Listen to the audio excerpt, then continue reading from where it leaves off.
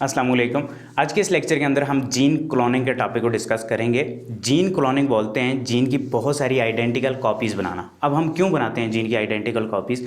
पहली वजह तो ये हो सकती है कि उस जीन से हमने कोई फंक्शनल प्रोडक्ट हासिल करना है, यानी एक इंसुलिन का अगर जीन है तो हमने इंसुलिन को हासिल करना है। सेकंड ये हो सकता है कि उस जीन को हमने बल्क में स्टडी करना है, उसकी सीक्वेंसिंग करवानी है, उसको एज अ मार्कर यूज़ करना है। तो बहुत सारे फंक्शंस, बहुत सारी वजूहात हो सकती हैं जिसके लिए हम जीन क्लोनिंग करते हैं। सो जीन क्लोनिंग दो तरीक़ों से की जाती है। पहला तरीका है रिकम्बिनेंट डीएनए टेक्नोलॉजी के ज़रिए जीन क्लोनिंग करना। इस तरीके में हम फंक्शनल प्रोडक्ट हासिल कर रहे होते हैं मोस्ट ऑफ द टाइम। यानी अगर इंसुलिन का जीन है तो इंसुलिन हासिल करने के लिए हम जो क्लोनिंग की टेक्निक यूज़ करेंगे वो रिकम्बिनेंट डीएनए टेक्नोलॉजी होगी। सेकंड, अगर हमें उस जीन या किसी भी डीएनए की बहुत सारी कॉपीज़ चाहिए for study, for sequencing, for different things, तो हम पीसीआर को यूज़ कर सकते हैं, पॉलीमरेज चेन रिएक्शन को यूज़ करके जीन क्लोनिंग कर सकते हैं। और ये हमारा नेक्स्ट टॉपिक होगा। आज हम रिकम्बिनेंट डीएनए टेक्नोलॉजी के ज़रिए जीन क्लोनिंग को स्टडी करते हैं। ओके, जीन क्लोनिंग के लिए हमें कुछ स्टेप्स रिक्वायर होते हैं, कुछ टूल्स रिक्वायर होते हैं जो स्टेप्स में चलते हैं और एट द एंड हम अपना डिज़ायर्ड प्रोडक्ट हासिल कर सकते हैं, किसी जीन का जो डिज़ायर्ड प्रोडक्ट होता है। सो सबसे पहला स्टेप क्या होगा कि हमें जीन ऑफ इंटरेस्ट चाहिए, यानी हमारा डिज़ायर्ड जीन क्या है, जिस पर हमने काम करना है वो जीन कौन सा है, हमें वो चाहिए। और थैंक्स टू साइंस अब सीक्वेंसेस प्रेजेंट हैं, होल जीनोम प्रेजेंट है ह्यूमन का। अगर हम ह्यूमन का कोई जीन ले रहे हैं तो हमें पता है फ़लाँ जीन फ़लाँ लोकेशन, फ़लाँ क्रोमोसोम की फ़लाँ लोकेशन पर प्रेजेंट है, तो उस जीन को हमने हासिल करना है, डिज़ायर्ड जीन है वो हमारा। तो उसे हासिल करने के लिए हम 3 तरीक़ों से उस जीन को हासिल कर सकते हैं। पहला तरीका तो ये है कि क्रोमोसोम से काट कर बाहर निकाल लें उस जीन को। दूसरा तरीका ये है कि मैसेंजर आरएनए, आप जानते हैं जीन का मैसेंजर आरएनए बनता है ट्रांसक्रिप्शन के ज़रिए, तो उस मैसेंजर आरएनए से डीएनए बना लें। तो इसके लिए एक एंजाइम होता है जिसे रिवर्स ट्रांसक्रिप्टेज एंजाइम कहा जाता है, जो क्या करता है, आरएनए से डीएनए बनाने की सलाहियत रखता है। जब डीएनए से आरएनए बनता है तो उसे ट्रांसक्रिप्शन कहते हैं। जब आरएनए से डीएनए बनेगा उसे रिवर्स ट्रांसक्रिप्शन कहेंगे, और रिवर्स ट्रांसक्रिप्शन के लिए रिवर्स ट्रांसक्रिप्टेज एंजाइम रिक्वायर होता है। ये एक मैसेंजर आरएनए है। इससे जब डीएनए बनेगा तो उसे सी डीएनए कहेंगे, कॉम्प्लीमेंट्री डीएनए, यानी ये उस मैसेंजर आरएनए का कॉम्प्लीमेंट होगा, अपोजिट होगा। इसके लिए रिवर्स ट्रांसक्रिप्टेज एंजाइम रिक्वायर होगा। तो ऐसे भी आप जीन ऑफ इंटरेस्ट हासिल कर सकते हैं।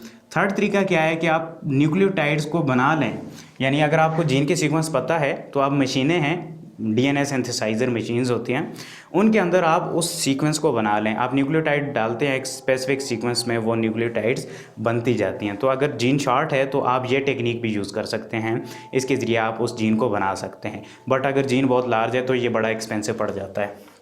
ओके, जीन ऑफ इंटरेस्ट आपने हासिल कर लिया। तो अगर आप जीन ऑफ इंटरेस्ट को पहले तरीके से हासिल करना चाहते हैं, क्रोमोसोम से काट कर निकालना चाहते हैं, तो उसके लिए एक और टूल आपको चाहिए होगा जिसे रिस्ट्रिक्शन एंजाइम्स कहा जाता है।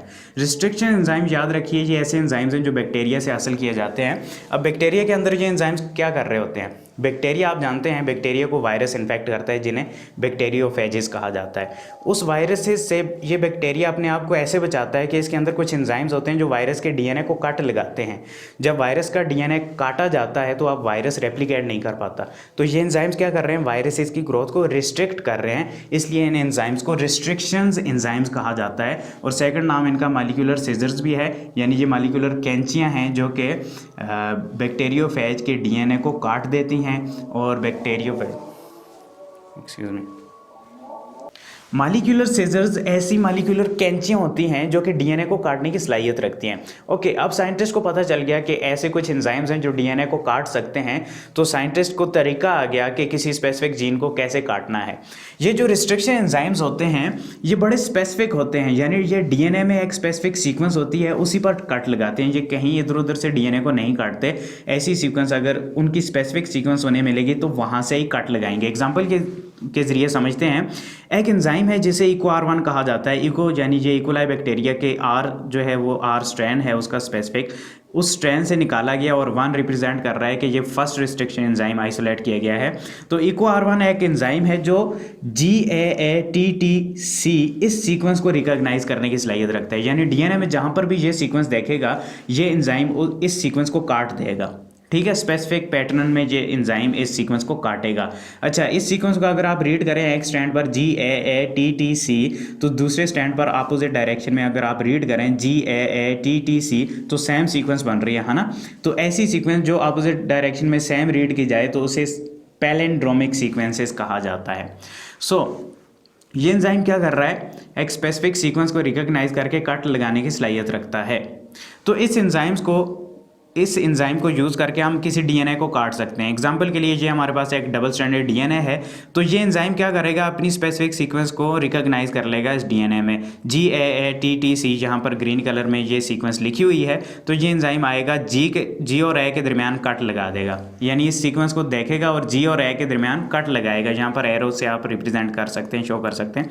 यहाँ से ये एंजाइम ऐसे कट लगा देगा, तो यही सीक्वेंस अपोजिट स्ट्रैंड पर भी है, तो ये एंजाइम अपोजिट स्ट्रैंड में भी जी और ए के दरमियान कट लगा देगा। जब ये कट लगेगा, यहाँ से हाइड्रोजन बॉन्ड टूटेंगे तो डीएनए की स्ट्रक्चर कुछ ऐसी हो जाएगी। ठीक है, आप देख पा रहे हैं डीएनए टूट गया है, 2 हिस्सों में तकसीम हो गया है। अब ये जो कट लगा है, इसमें अगर आप देखें तो एक एंड जो है वो प्रोट्रूडिंग एंड है, यानी एक एंड जो है वो लंबा सा है, दूसरा एंड शॉर्ट है। इस स्टैंड इस साइड पर जो है इसमें भी एक एंड लंबा है, एक शॉर्ट है। तो जो लंबे एंड हैं, इको R1 क्या करता है, जो लंबा एंड है, प्रोट्रूडिंग एंड है, उसका एंड 5 प्राइम पर एंड होता है जाकर। तो ये फिर डिटेल की बात है, इसकी तरफ नहीं जाते, बट इसमें आपने ये देखना है कि जब इसने कट लगाया तो एक एंड प्रोट्रूडिंग एंड है, एक शॉर्ट एंड है। This is protruding and, this is short end of this stand. ये इसका प्रोट्रूडिंग एंड है, ये शॉर्ट एंड है इस स्टैंड पर। तो ऐसे एंड जब बनते हैं तो इन एंड्स को स्टिकी एंड कहा जाता है। ये बड़े ज़बरदस्त एंड हैं। ये जैसे ही ऐसे एंड दोबारा से जब मिलेंगे तो यहाँ पर हाइड्रोजन बॉन्डिंग लगकर ये स्ट्रैंड दोबारा से जुड़ जाएंगे। तो ये स्टिकी एंड्स हैं। इसके अलावा कुछ एंजाइम्स ऐसे होते हैं जो डीएनए को बिल्कुल सीधा काटते हैं। एग्जांपल है SMA1 एंजाइम, जो कि डीएनए की सीक्वेंस, स्पेसिफिक सीक्वेंस देखता है, वहाँ पर सीधा कट लगाता है। सीक्वेंस क्या है, CCC-GGG। ये वाली सीक्वेंस जब जहाँ पर भी डीएनए पर देखता है तो इसे सीधा कट लगाता है। जब सीधा कट लगेगा तो डीएनए ऐसे ओपन होगा, तो इसके जो एंड होंगे वो ब्लंट एंड कहलाएंगे, बिल्कुल सीधे एंड बनेंगे। ओके, डीएनए को काट दिया। डीएनए को काटने का तरीका हमें आ गया रिस्ट्रिक्शन एंजाइम से, तो हमने अपना जीन ऑफ इंटरेस्ट काट लिया है। अब हमने क्या करना है, उस जीन ऑफ इंटरेस्ट को अगर हमने बैक्टीरिया के अंदर, सपोज इस केस में हम देख रहे हैं बैक्टीरिया के अंदर डालना है, तो हम क्या करेंगे, हमें एक ऐसा व्हीकल चाहिए, एक ऐसी गाड़ी चाहिए जो हमारे जीन ऑफ इंटरेस्ट को लेकर बैक्टीरिया के अंदर जाए और बैक्टीरिया को एक्सप्रेस भी करवाए, बैक्टीरिया से उस जीन को एक्सप्रेस भी करवाए। तो उसके लिए डिफरेंट व्हीकल्स यूज़ की जाती हैं, जिन्हें वेक्टर्स कहा जाता है। बैक्टीरियोफेज यूज़ किया जाता है, यीस्ट यूज़ किया जाता है, बट यहाँ पर जो सबसे बेस्ट व्हीकल है वो होता है प्लाज्मिड। प्लाज्मिड आप जानते हैं, बैक्टीरिया के अंदर एक एक्स्ट्रा क्रोमोसोमल डीएनए होता है और प्लाज्मिड के अंदर कुछ जीन्स भी होते हैं जो एक्सप्रेस भी हो सकते हैं। तो हमने क्या करना है, बैक्टीरिया से प्लाज्मिड को निकालना है और उस प्लाज्मिड में अपना जीन ऑफ इंटरेस्ट डालना है और उस प्लाज्मिड को दोबारा से फिर बैक्टीरिया के अंदर इंसर्ट कर देना है। ये मेथड ये टेक्निक हमने यूज़ करनी है। अच्छा, प्लाज्मिड की कुछ खास बातें देख लेते हैं। प्लाज्मिड के अंदर एक ओरिजिन ऑफ रेप्लिकेशन होता है, यानी प्लाज्मिड के अंदर ओरिजिन ऑफ रेप्लिकेशन का मतलब क्या है कि प्लाज्मिड के अंदर एक ऐसी साइट होती है जहां से प्लाज्मिड रेप्लिकेट कर सकता है।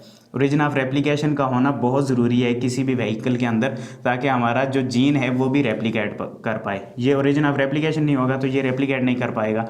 तो अगर ये रेप्लिकेट नहीं कर पाएगा तो हम जीन क्लोनिंग कैसे करेंगे, हमें जीन बहुत ज़्यादा मिकदार में चाहिए। तो प्लाज्मिड के अंदर ओरिजिन ऑफ रेप्लिकेशन होता है। इसके अलावा प्लाज्मिड के अंदर मल्टीपल क्लोनिंग साइट्स होती हैं, यानी बहुत सारी ऐसी जगह होती हैं जहां पर आपके रिस्ट्रिक्शन एंजाइम्स कट लगा सकते हैं। सपोज यहाँ पर एक रीजन है जहां से SMA1 इस प्लाज्मिड को काट सकता है, यहाँ पर इको R1 काट सकता है, BAM-H1 काट सकता है। सो डिफरेंट एंजाइम जब काट सकते हैं तो आपके पास ऑप्शन होता है कि आप उसी स्पेसिफिक एंजाइम से अपना डीएनए भी काटें और इस प्लाज्मिड को भी काटें और उस डीएनए को यहाँ पर उस जीन को इंसर्ट कर दें। ठीक है, सो मल्टीपल क्लोनिंग साइट्स का होना बहुत ज़रूरी है और प्लाज्मिड के अंदर ये बहुत सारी होती हैं।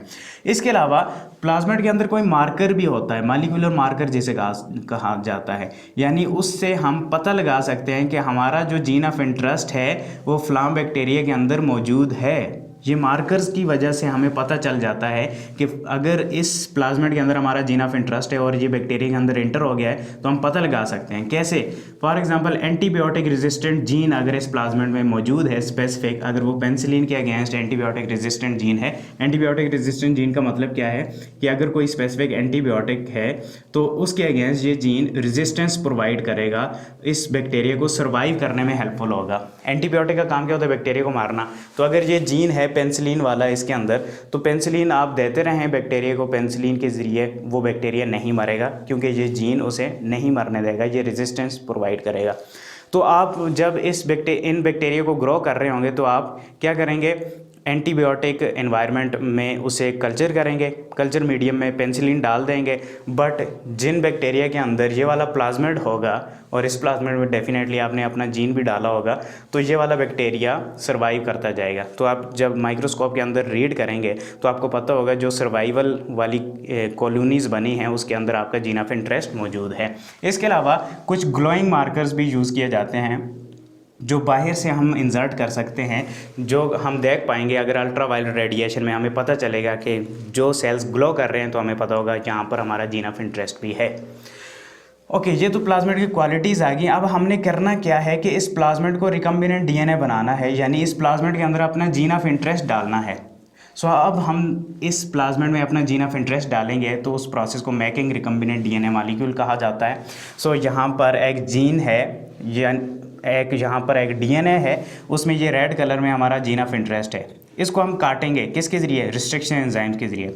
और यहाँ पर आपने प्लाज्मिड हासिल कर लिया बैक्टीरिया से, इस प्लाज्मिड को भी सेम रिस्ट्रिक्शन एंजाइम से आप काटेंगे। ठीक है, जब इन दोनों को काट लेंगे तो यहाँ पर आपका जीन ऑफ इंटरेस्ट भी आ गया और प्लाज्मिड भी काटा जा चुका है। अच्छा, ये जीन ऑफ इंटरेस्ट अब इस प्लाज्मिड में इंसर्ट हो जाएगा। अगर आपने इको R1 से काटा है, ऐसे एंड डीएनए पर भी बनेंगे, प्लाज्मिड पर भी बनेंगे, ये आपस में ज्वाइन हो जाएंगे। तो इस तरीके से आपका जीन ऑफ इंटरेस्ट प्लाज्मिड के साथ अटैच हो जाएगा। अच्छा, जब दो डिफरेंट सोर्सेज से डीएनए या जीन्स आपस में मिलते हैं तो जो डीएनए बनता है उसे रिकम्बिनेंट डीएनए कहते हैं। रिकम्बाइन यानी दो डिफरेंट सोर्सेज से कोई चीज़ जुड़ रही हो।